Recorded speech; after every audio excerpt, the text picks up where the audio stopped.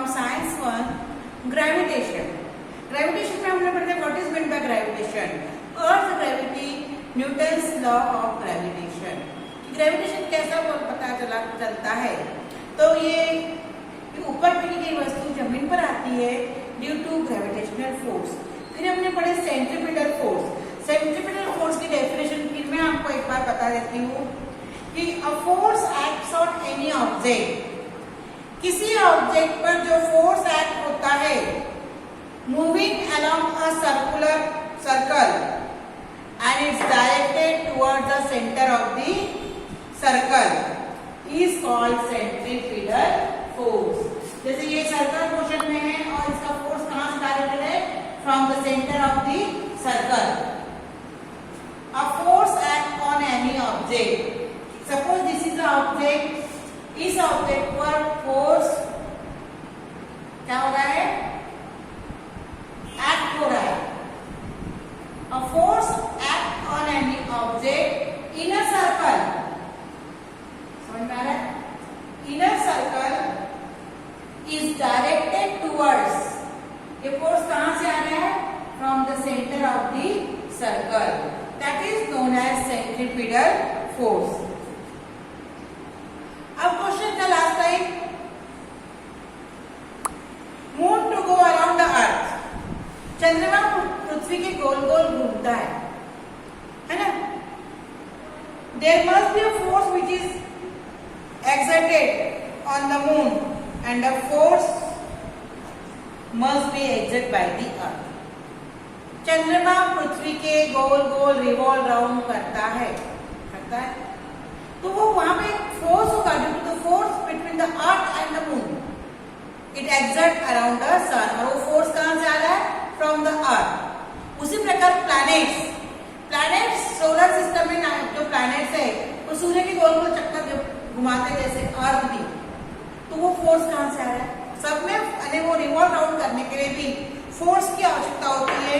The sun must be attracting the planets including earth towards itself. ये था centripetal force, कि चंद्रमा पृथ्वी के गोल घूमता है और उस घूमने के लिए जो फोर्स एक्सर्ट होता है या एक्ट होता है वो नेचुरली कहां से जाता है, from the earth. Like that सूर्य, sun, planets are attracted towards the sun, they revolve around the sun including earth। तो यहाँ पे जो फोर्स अट्रैक्ट होता है, एक्ट होता है या एक्सर्ट होता है, वो कहाँ से होता है, सन से। अब हम पढ़ेंगे केपलर्स लॉ। केपलर्स लॉ के 3 लॉ है, Kepler's first law, Kepler second law and Kepler third law. What is Kepler's law, मैं यहाँ पे पढ़ती हूँ, आप देख लीजिए। Planetary motion have been observed by astronomers, planets revolve around the sun, ये ऑब्जर्व किया एस्ट्रोनॉमर ने। Before Galileo, all observation of the planet position were made by the naked eyes। Galileo के पहले जितने भी साइंटिस्ट आए सब खुली आंखों से सब देखते थे, जितना ऑब्जर्व कर लिया उसके अनुसार वो लोग अपना खुद को मार्क बताते थे। By the 16th century, data were available about planetary position and motion। 16वीं शताब्दी से ही इसका डाटा मिला कि what is motion, what is planetary motion और उसकी पोजीशन क्या है। Johannes Kepler studied this data, Kepler ने डाटा स्टडी किया और उसके आधार पर उन्होंने Kepler's law of planetary motion बनाया। He state 3 laws describing planetary motion. These laws are known as Kepler's law of planetary motion। तो केपलर्स फर्स्ट लॉ क्या बताता है, केपलर का first law, the orbit of a planet is an ellipse with the sun at one of the foci. Diagram देखो ये कि the orbit of a planet, the orbit of a planet is an ellipse with the sun at one of the foci। ये देखो इस प्रकार से है, ये इस प्रकार से दिख रहा है, ये ऐसा, यहाँ पे ये सन है, तो ये ऑर्बिट गोल घूम रहे हैं इसके गोल गोल, तो वहां पे ये प्लैनेट है, दिख रहा है ये प्लैनेट, ये सन है, ये कौन है, प्लैनेट। इसका प्लैनेट को घूमने के लिए planet moves around the sun because there is force exert on planet by sun और उसका ये सन के द्वारा इस पर फोर्स एक्ट हो रहा है, इस पर इस प्लैनेट पर फोर्स एक्ट हो रहा है और वो फोर्स कहाँ से एक्ट हो रहा है, एक निश्चित पॉइंट पर हो रहा है। ये बताता है केपलर का first law. Then Kepler second law, Kepler second law क्या बताता है, the light joining the planet and the sun sweeps equal area in equal interval of time। ये लाइन जो है एक और ये दो, अब ये प्लैनेट है और ये प्लैनेट है, समझ में आ रहा है।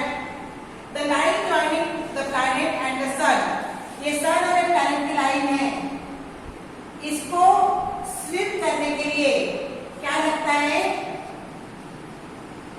इक्वल टाइम एंड क्या लगता है, इक्वल टाइम और equal area, equal time and equal area. The line joining the planet of the sun sweeps equal area in equal interval of time.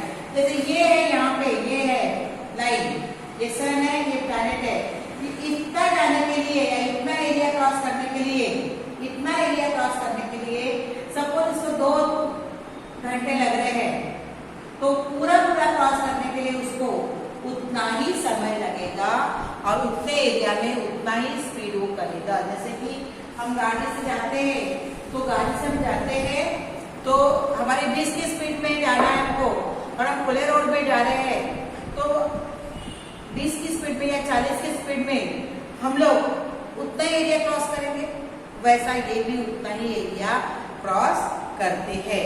Kepler's third law, the square of its period, the square of its period of revolution around the sun is directly proportional to the cube of the moon distance of planet from the sun. The square of the period of revolution, कितना समय लगता है घूमने के लिए, उसका square around the sun is directly proportional to the cube of the moon of the mean distance of planet, mean distance of the planet। The square of its period of revolution, कोई planet जो सन के पीछे घूमने के जो समय लगता है उसका square around the sun is directly proportional cube of the mean distance of planet from the sun। इस सन सपोज सन है और ये प्लैनेट है, इनका कितना मीन डिस्टेंस कितना है, उसका क्यूब वो कहलाएगा। तो रिवॉल्यूशन को बताया टी स्क्वायर और इसको टाइम और ये रिवॉल्व हो रहा है क्यों बताया, आर क्यूब। तो T square upon R cube, तो टी स्क्वायर क्या है, revolution, the period of revolution का स्क्वायर, देन ये क्या है, mean distance R cube is equal to K यानी constant. Kepler obtained this law simply from the study of the position of planets obtained by regular observation. अब Kepler ने ये सब कहां से दिया कि प्लैनेट, हर प्लैनेट का रिवॉल्विंग का समय अलग अलग है ना, तो 365 दिन अर्थ को लगते, सबको अलग अलग दिन लगते, तो उसके आधार पर केपलर ने अपने 3 लॉ बनाया जिसको कहा था Kepler's law of planetary motion. He had no explanation as to why planet obey this law, पर तो क्यों ऐसा होता है कि ये प्लैनेटरी मोशन के जो लॉ उसने बनाया, क्यों होता है, कैसे होता है, ये उसने बताया नहीं। Will see below how law of Newton's formation this gravitation. फिर न्यूटन ने उसने स्टडी किया, तो उसके बाद आया Newton's universal law of gravitation. तो Newton's universal law of gravitation में क्या बताया है, ये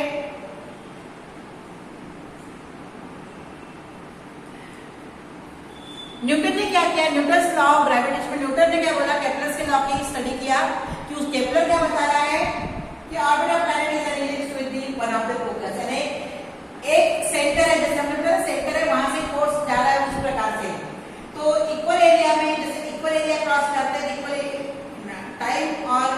एरिया समान में क्रॉस करते हैं। तीसरा क्या बताया इसने कैप्टन ने कि revolution time of revolution square is directly proportional to the mean distance of planet from the sun. किसी प्लैनेट को सन के गोल गोल घूमने के लिए जो टाइम लगता है उसका square is directly proportional to the mean distance of planet from the sun. It is T square upon R cube.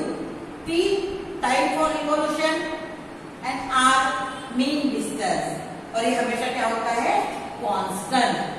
अब इसको ध्यान में रखते हुए न्यूटन ने लॉ ऑफ यूनिवर्सल बताया, Newton's universal law of gravitation. अब इसमें क्या बता रहे हो, according to this theory Newton's law of gravitation के अनुसार every object in the universe attract every other object with the definite force। कि प्रकृति में पाए जाने वाले, ब्रह्मांड में पाए जाने वाला कोई भी ऑब्जेक्ट दूसरे ऑब्जेक्ट को अपनी ओर आकर्षित करता है एक डेफिनेट फोर्स के माध्यम से। All object can attract each other with a definite force. This force is directly proportional to the product of mass of two objects and is inversely proportional to the square of distance between them। And Newton's law of universal क्या बता रहा है, suppose ये object है और ये एक object है ना, तो each object in universe can attract each other in a definite force। कि प्रकृति में ब्रह्मांड में पाया जाने वाला सभी ऑब्जेक्ट, सभी वस्तु एक दूसरे से क्या होती है, अट्रैक्ट होती है एक डेफिनेट फोर्स के द्वारा। अब ये फोर्स जो होता है is directly proportional to product of mass of two object, is directly proportional to the one object का प्रोडक्ट, टू ऑब्जेक्ट का product, and inversely proportional to the square of distance between them.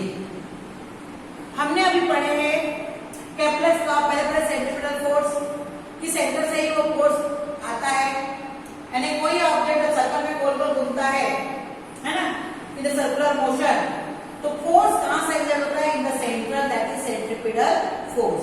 फिर Kepler's का first law, second law, third law.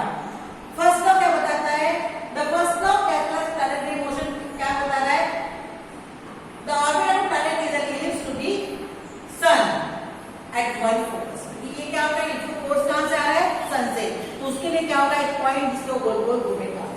Second क्या बताया है कि planet जब force, सन उसको फोर्स अट्रैक्ट करता है तो प्लैनेट जो होता है, कोई भी प्लैनेट वो जब स्विप करता है तो equal interval of time and equal area. जैसे सपोज उसको इतना डिस्टेंस तय करना है और इतना डिस्टेंस तय करने को 5 मिनट लग रहे हैं, तो आगे का भी इतना ही डिस्टेंस क्रॉस करने कितना मिनट लगेगा, 5 मिनट। तीसरा लॉ क्या बता रहा है, the square of its period of revolution around the sun, planet का, the square of period of revolution of planet around the sun is directly proportional to the cube of mean of distance planet। कि planet का जो सूर्य के गोल गोल घूमने का जो समय है उसका square is directly proportional to the mean distance of sun and planet। Then हमने पढ़े न्यूटन्स यूनिवर्सल लॉ।